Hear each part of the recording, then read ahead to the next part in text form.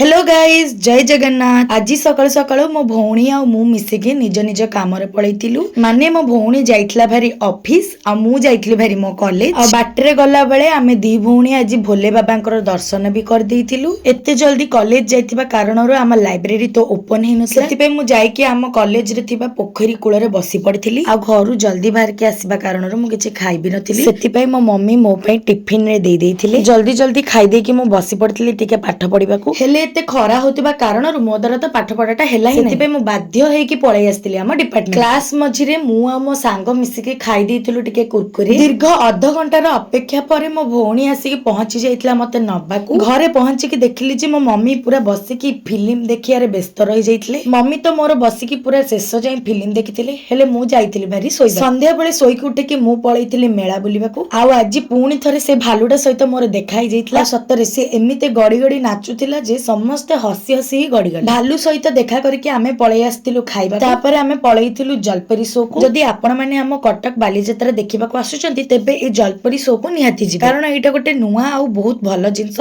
दुई जण झियो बहुत समय जाय पानी रे रहिकी बहुत स्ट्रगल करके निज कला को देखौचंती। लास्ट रे घर को फेरिला बेले आमे खाइ दितलु गोटे गोटे आइसक्रीम। Okay bye bye. वीडियोटा भल लागुतले गोटे लाइक कर देबे।